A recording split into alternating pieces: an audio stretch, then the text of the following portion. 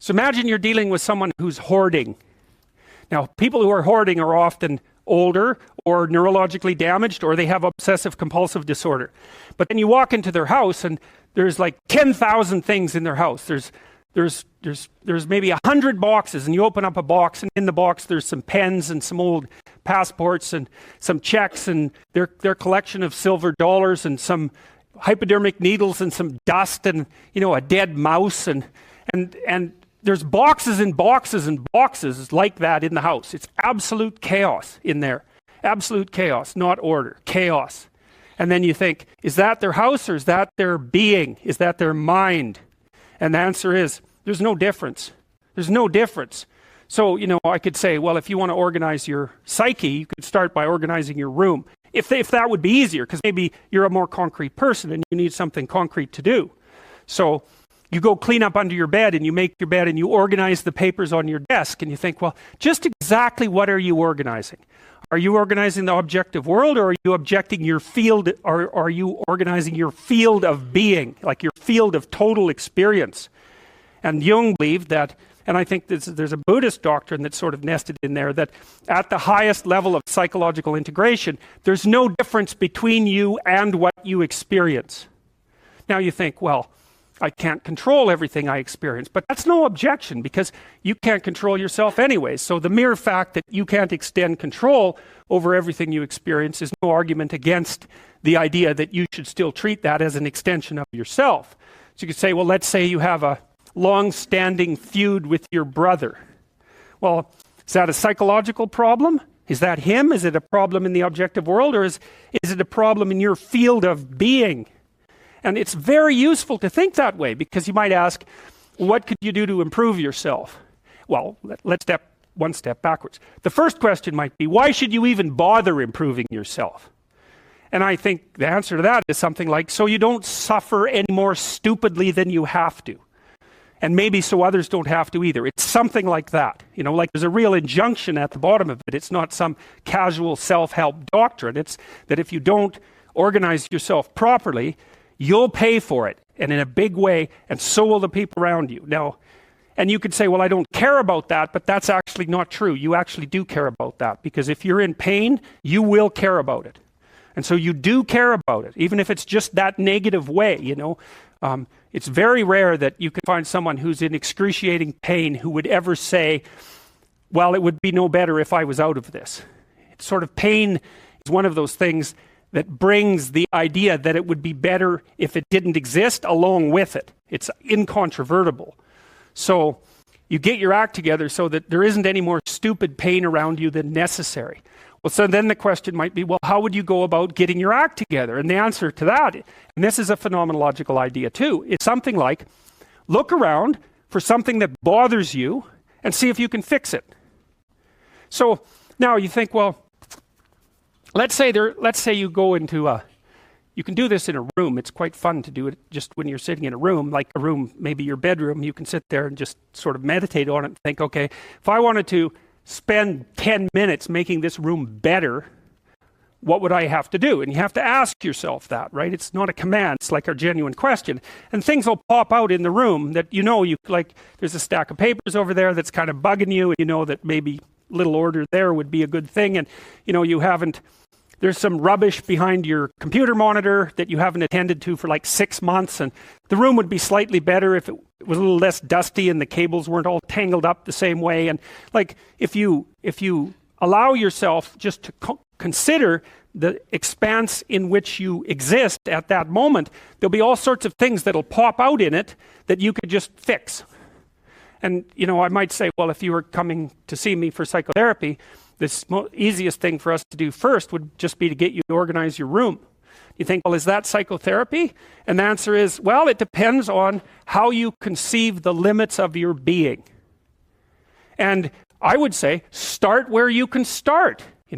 If something announces itself to you, which is a strange way of thinking about it, as in need of repair, that you could repair, then, hey, fix it. You fix 100 things like that, your life will be a lot different.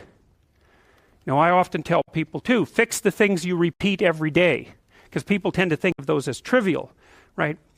You get up, you brush your teeth, you have your breakfast, you have your routines that you go through every day. Well, those probably constitute 50% of your life. And people think, well, they're mundane, I don't need to pay attention to them. It's like, no, that's exactly wrong. The things you do every day, those are the most important things you do. Hands down. All you have to do is do the arithmetic. You figure it out right away. So 100 adjustments to your broader domain of being, and there's a lot less rubbish around and a lot fewer traps for you to step into. And so that's in keeping with Jung's idea about erasing once you've got your mind and your emotions together, and once you're acting that out, then you can extend what you're willing to consider yourself and start fixing up the things that are part of your broader extent. Now, sometimes you don't know how to do that. So you might say, imagine you're walking down Bloor Street and there's this guy who's like alcoholic and schizophrenic and has been on the streets for 10 years. He sort of stumbles towards you and, incoherently mutters something. That's a problem. And it would be good if you could fix it, but you haven't got a clue about how to fix that. You just walk around that and go find something that you could fix, because if you muck about in that, not only is it unlikely that you'll help that person, it's very likely that you'll get hurt yourself. So, just because while you're experiencing things announce themselves as in need of repair, doesn't mean that it's you right then and there that should repair them. You have to have some humility.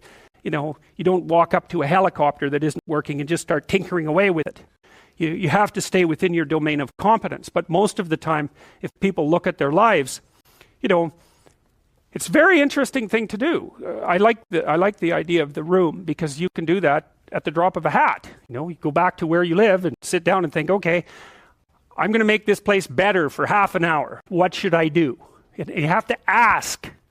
And things will just pop up like mad. And it's partly because your mind is a very strange thing. As soon as you give it a name, a genuine aim, it'll reconfigure the world in keeping with that aim. That's actually how you see to begin with.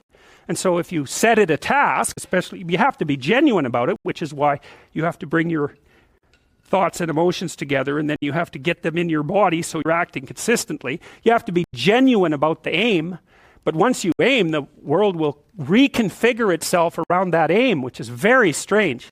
And it's technically true. The best example of that, you have all seen this video where you watch the basketballs being tossed back and forth between members of the white team versus the black team, and while you're doing that, a gorilla walks up into the middle of the video and you don't see it. It's like, if you thought about that experiment for about 5 years, that would be about the right amount of time to spend thinking about it, because what it shows you is that you see what you aim at. And that, man, if you can get one thing through your head as a consequence of even being in university, that would be a good one. You see what you aim at. And so, because one inference you might draw from that is, be careful what you aim at, right? What you aim at determines the way the world manifests itself to you. And so if the world is manifesting itself in a very negative way, one thing to ask is, are you aiming at the right thing? Now, I'm not trying to reduce everybody's problems to an improper aim. People get cut off at the knees for all sorts of reasons. They get sick, they have accidents. There's a random element to being, that's for sure. And so you don't want to take anything, even that particular phrase, too far. You want to bind it with the fact that random things do happen to people, but it's still a great thing to ask. Okay, so Rogers was a phenomenologist. He was interested he didn't start his philosophy from the perspective of subject versus object, or from the idea of psyche, like sort of inside you, your mind with its layers. That's not how he looked at it. And so let's go through, I'll introduce you to Rogers. And then we'll talk about it more next time. I'm going to start, though, with something that I learned from him that I think was of crucial importance. And so we'll set the stage for the further discussion with this. And I'm going to read it to you. Assuming a minimal mutual willingness to be in contact and to receive communications, we may say that the greater the communicated congruence of experience, awareness, and behavior on the part of one individual, the more the ensuing relationship will involve a tendency towards reciprocal communication with the same qualities, mutually accurate understanding of the communications, improved psychological adjustment and functioning in both parties, and mutual satisfaction in the relationship. It's quite a mouthful. What does it mean? Assuming a minimal mutual willingness to be in contact and to receive communications. Okay, we're having a conversation. I'm deciding I'm going to listen to you. Right? That's different than how people generally communicate, because usually when they communicate, they're doing something like, okay, we're going to have a conversation and I'm going to tell you why I'm right and I'll win if you agree. Or maybe you're having a conversation where, I don't know what you're trying to do. Maybe you're trying to impress the person you're talking to. So you're not listening to them at all. You're just thinking about what you're going to say next. Okay, so that's not this. This is, you might have something to tell me. And so I'm going to listen on the off chance that you'll tell me something that would really be useful for me to know. And so you could think about it as an extension of the Piagetian. Piaget talked about the fundamentally important element of knowledge being to describe how knowledge is sought, the process by which knowledge is generated. Well, if you agree with me and I find that out, I know nothing more than I knew before. I just know what I knew before. And maybe I'm happy about that because, it didn't get challenged. But I'm no smarter than I was before. But maybe you're different than me. And so while I'm listening to you, you'll tell me something I don't like. Maybe it's something I find contemptible or difficult, whatever. Maybe you'll tell me something I don't know, and then I won't be quite as stupid.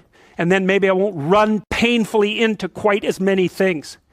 And that's a really useful thing to know, especially if you live with someone and you're trying to make long-term peace with them, is they're not the same as you. And their way they look at the world and the facts that they pull out of the world aren't the same as your facts. And even though you're going to be overwhelmed with the proclivity to demonstrate that you're right, it is the case that two brains are better than one. And so maybe 9 of the 10 things they tell you are dispensable, or maybe even 49 out of 50, but one thing, all you need to get out of the damn conversation is one thing you don't know. And one of the things that's very cool about a good psychotherapeutic session is that the whole conversation is like that. All you're doing is trying to express the truth of the situation as clearly as possible. That's it. And so, now, Roger's proposition, and I'll tell you why he derived it, was that if you have a conversation like that with someone, it will make both of you better. It'll make both of you psychologically healthier. So there's an implicit presupposition that the exchange of truth is curative. Well, that's a very cool idea. I mean, it's a very deep idea. I think it's the most profound idea. It's the idea upon which Western civilization, although not only Western civilization, is actually predicated. The idea that truth produces health. But for Rogers, that was the entire purpose of the Psychotherapeutic Alliance. You come to see me because you want to be better. You don't even know what that means necessarily, neither do I. We're going to figure that out together. But you come and you say, look, things are not acceptable to me, and maybe there's something I could do about that. So that's the minimal precondition to engage in therapy. Something's wrong, you're willing to talk about it truthfully, and you want it to be better. Without that, the therapeutic relationship does not get off the ground. And so then you might ask, well, what relationships are therapeutic? And the answer to that would be, if you have a real relationship, it's therapeutic. If it isn't, what you have is not a relationship. God only knows what you have. You're a slave, they're a tyrant. You're both butting heads with one another. It's a primate dominance hierarchy dispute. Oh, I don't know, you're like 2 cats in a barrel, or 2 people with their hands around each other's throats. But what you have is not a relationship. So, all right. We may say that the greater the communicated congruence of experience, awareness, and behavior on the part of one individual, that's a reference to the same idea that I was describing with regards to Jung. So let's say you come and talk to me and you want things to go well. Well, I'm going to have to more or less be one thing, because if I'm all over the place, you can't trust any continuity in what I say. There's no reason for you to believe that I'm capable of actually telling you, I'm capable of expressing anything that's true. So the truth is something that emerges as a consequence of getting yourself lined up and beating all the, what would you call, all the impurities out of your soul.